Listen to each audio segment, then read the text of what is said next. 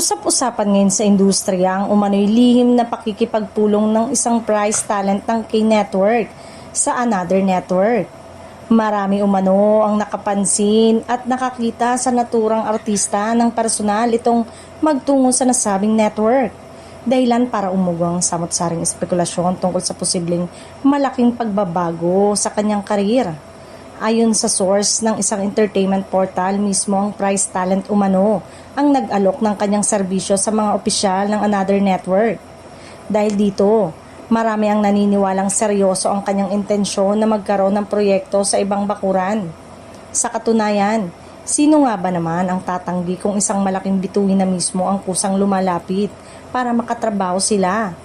Dahil dito, lumalakas ang usap-usapan na malaki ang posibilidad na magkaroon siya ng sariling show sa Another Network. Kilala pa rin kasi ang nasabing artista bilang isa sa may pinakamalakas na hatak sa publiko. Kaya hindi malayong bigyan siya agad ng malaking proyekto sakaling matuloy ang kanilang pag-uusap. Gayunpaman, marami rin ang nagtatanong kung nangangahulugan na ba ito ng tuluyang paglipat ng network.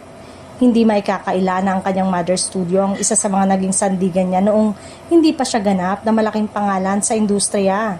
Kaya marami ang nagugulat sa balitang ito.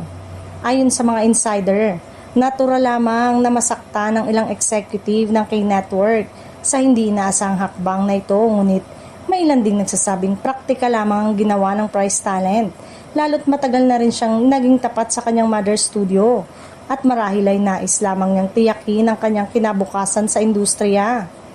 Sa ngayon, wala pang opisyal na kumpirmasyon mula sa kampo ng naturang artista, ngunit mahirap na ring itanggi ang balita dahil marami umano ang nakakita sa kanyang pagbisita sa Another Network. Kaya naman ang publiko ay naghihintay sa susunod na kabanata ng isyong ito dahil mukhang wala nang makakapigil sa posibilidad ng panibagong yugto ng kanyang karir.